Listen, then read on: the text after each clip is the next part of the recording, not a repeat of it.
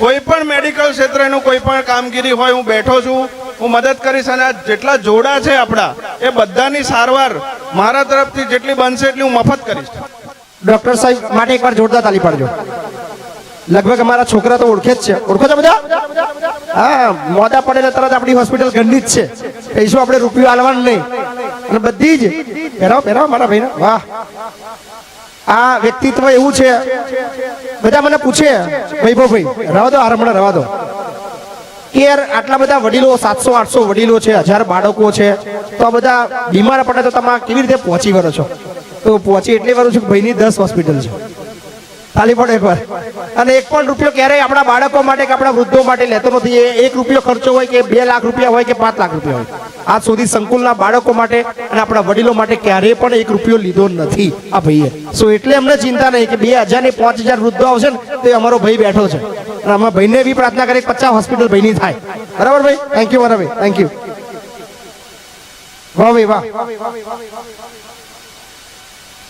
Yes, અમારા ધારાસભ્ય બી doctor વૈભવ પટેલનું સ્વાગત કરી રહ્યા છે અને ખૂબ ગજબનો પ્રેમ સપોર્ટ અમને મળ્યો છે. સો એ બદલ અમે ડોક્ટર વૈભવ પટેલ વેદ હોસ્પિટલનો અમે હૃદયપૂર્વક આભાર માનીએ છીએ. ફક્ત મેડિકલ બાબત નહીં પણ જ્યારે પણ આર્થિક બાબતને પણ મહિપતસિંહ ફાઉન્ડેશનને તકલીફ પડી છે, ઓલવેઝ એ ખડે પગે ઉભો રહ્યો છે. સો ખૂબ ખૂબ આભાર. વૈભવભાઈને માઇક આપું. જય માતાજી. આપણે લવાલમાં એક તો આપણા ગુજરાતનું ગૌરવ કોકિલ કંઠીવા હર્ષાબેન પટેલ આવી રહ્યા છે. એકવાર જોરદાર એન્ટ્રી થઈ જાય. વગાડો દરબારી બોલો.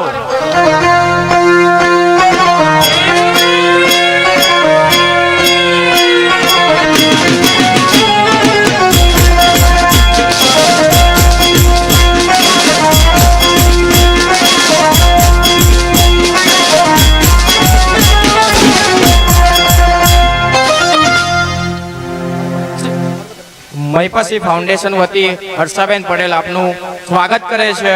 આવો. તો લવાલ એક એવી ધરતી થઈ ગઈ છે અને મને ગર્વ છે કે આપણા ખેડા જિલ્લાનું એ ગામ છે અને બાપુ માટે એટલો મને દિલથી ગર્વ છે. અમે 2018ના જ સંકળાયેલા છે, ત્યારે તો આ કશું જ નહોતું.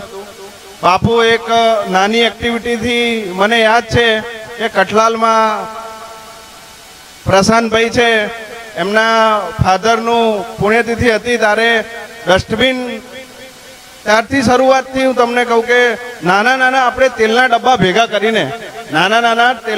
ભેગા કરીને આપણે ડસ્ટબિન બનાવતા હતા.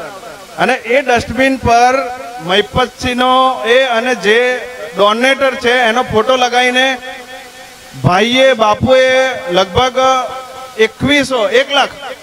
1 લાખ ડસ્ટબિન આખા ખેડા જિલ્લા અને ગુજરાતમાં એમણે એમ રાખ્યો હતો. ત્યારથી અમે કોન્ટેક્ટમાં છે. એમાં મારું પણ થોડું ડિસ્ટ્રીબ્યુશન હતું, બહુ નાનું હતું. એ સિવાય ઘણા બધાએ આગળ પડીને કામ કર્યું હતું. ત્યારથી ભાઈ 2018થી આવા સામાજિક કાર્યો કરતા છે. ત્યારબાદ આપણે રોડ રસ્તા હોય, આરએનબી ખાતું હોય તે માથા પર લીધું હતું. ત્યારબાદ એમણે બાપુ બોલેગા એક કાર્યક્રમ ચાલુ કર્યો હતો જે ઘણો સફળ થયો. તે પછી જે ફેક્ટરીના વર્કરો છે એમના માટે લડ્યા. અને આજે તમે જુઓ કે આ સૌથી મોટું ઇન્ડિયાનું સંકુલ જે અહીં બની રહ્યું છે અને બનશે, હું કહું છું ઇન્ડિયાનું પણ વર્લ્ડનું હશે, મોટું સૌથી આખા વર્લ્ડનું હશે. 2000 બાળકોનું સંકુલ બની રહ્યું છે. અને આજે પણ કહું છું કે કોઈ પણ મેડિકલ ક્ષેત્રનું કોઈ પણ કામગીરી હોય હું બેઠો છું, હું મદદ કરીશ અને આ જેટલા જોડા છે આપણા એ બધાની સારવાર મારા તરફથી જેટલી બનશે એટલી હું મફત કરીશ. એટલે કદી તમારે કદી આ દુનિયા એક આ યુનિવર્સ એક દરિયો છે અને દરિયામાં તમે જેટલી સેવા કરશો એટલું તમને આગળ મળશે. એટલે એક નિયમ છે, તમે બધાની સેવા કરો. અને આપણે આ બધું જે સોશિયલ મીડિયાથી ઊભું કરેલું છે આજે, એટલે હું તમને કહીશ કે જે તે બાપુને ફોલો કરે છે એ બધા જ વધારે ફોલો કરો, બધાને વધારે શેર કરો કે બાપુના આજે 2 મિલિયન ફોલોવર થયેલા છે ફેસબુક પર. જોરદાર તાલિયા. એટલે આજે 2 મિલિયન ફેસબુક પર ફોલોવર થયા છે અને આવતા 2 વર્ષમાં આપણે 10 મિલિયન સુધી પહોંચવાનું છે. એટલે જો તમારા થતી આ મદદ થશે તો આપણું આ કામ છે આગળ વધતું રહેશે, બધાની સેવા એ જ પ્રમાણે કરતા રહેશે બાપુ, ને કરતા રહેવાના જ છે. પરંતુ આપણું એક સપનું છે કે ઇન્ડિયા લેવલે આવી તમામ સમૂહ લગ્નો, તમામ જે સેવા કાર્ય થાય છે એ તમામ આપણા થકી જાય, આપણા ખેડા થકી થાય અને આપણે લવાલ થકી થાય. એટલે આ મારું એક એમ ટાર્ગેટ છે કે બાપુ આગલા 1.5 થી 2 વર્ષમાં 10 મિલિયન ફોલોવર કરાવવાના છે બાપુને, ગમે તેમ. એટલે એમાં બધા તમારા જેવાનો સહકાર જરૂરી છે. ખાલી આપણે વાતો નહીં કરીએ, સપોર્ટ કરીશું અને આપણી એક જવાબદારી સમજીશું. જ્યારે પણ જરૂર પડે છે તમે લોકો હાજર હોય છો અને હજુ પણ આગળ હાજર રહેવાનું છે. એટલે એક ટેકા રૂપે બધાની મારી વિનંતી છે કે જેટલું બને એટલું આગળ ફોલો કરાવડાવો બાપુના પેજને, બાપુના ઇન્સ્ટાગ્રામ પેજને, યુટ્યુબના પેજને અને ખાસ કરીને ફેસબુકના પેજને. એટલે એ જ ધગસથી આપણે જઈશું કે આગલા 1.5 થી 2 વર્ષમાં 10 મિલિયન ફોલોવર થવા જોઈએ અને ઓલ ઇન્ડિયા લેવલે આપણું લવાલ, આપણું ખેડા, આપણું ચરોતર અને આપણું ગુજરાત આગળ ધપવું જોઈએ. ધન્યવાદ. આભાર મનુભાઈ, આભાર. ખૂબ ખૂબ આભાર ડોક્ટર સાહેબ. અને ચૂંટણી લડી જ નાખો, ભાષણ સારું આલો છો. હા ડોક્ટર કલ્પેશભાઈ લઈ લઈએ, પાર્ટી જોઈન કરાય તો ભાઈ. આભાર. તો આપણા મહેમાન હિતદાનભાઈ ગઢવીને કહીશ કે તે રજૂઆત કરે અને અન્નનો બગાડ કરવો નહીં અને દાન ભેટ સ્વીકારવામાં આવશે. ત્યાં સામે કાઉન્ટર મૂકેલું છે, ત્યાં તમે દાન ભેટ લખાઈ શકો છો અને ડીશો પોતાની જાતે ધોવાનો આગ્રહ રાખવો.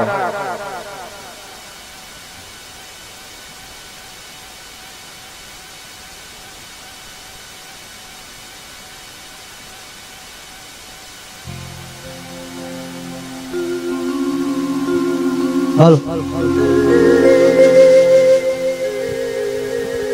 પણ મળી શાંતિ કરણ જગ ભરણ તું અને ગણ ઘડ્યાય ભવઘાટ. તો નમીએ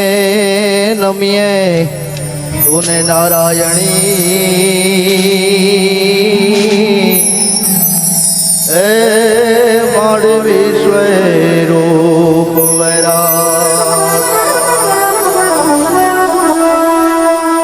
તો નમો વાદે અનાદે તુહી સો ભવાની તુહી બાગબાની તુહી જોગ માયા એ તુહી ધરણી આકાશ વિભવ સારે તુહી મોહ માયા વિષય શૂલ ધારે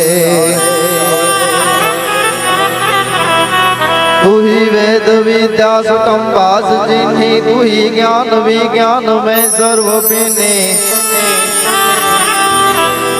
हे તુહી 14 વિદ્યા 14 પ્રકાશી કલા મંડ 24 की रोग राशि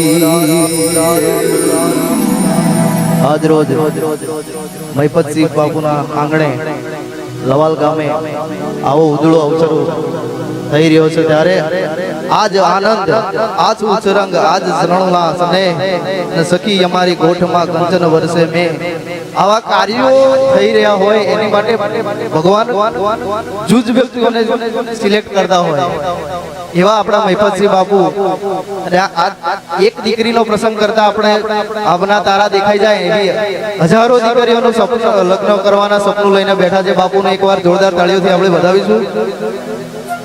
અને વધારે બહુ વાત કરતા નહીં, અહીંયા ઘણા બધા મહાનુભાવો બેઠા છે પણ મારું લોક સાહિત્ય એમ કહે છે કે નિસર પર ફરતી ધજા રજપૂતની અને આગ ધરતી તલવાર ભરતી તેથી રોમમય ધાર તલવારના ભારતી જે અગ્ન ધરતી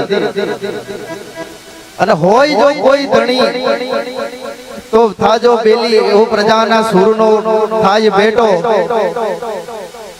તેથી કાળજા વેરતો નાદ સાંભળીને કેમ બેઠો રહે ક્ષત્રિય બેટો. અમારા મહિપતસિંહ બાપુ શાસ્ત્ર ધર્મ જે હજારો શાસ્ત્ર ધર્મનો કર્મ જે છે કે પ્રજાનું રક્ષણ કરવું, પ્રજાને સાચવવી, એ ધર્મનો સંકલ્પ લઈને આજે મહિપતસિંહ બાપુ આવું કાર્ય કરી રહ્યા છે.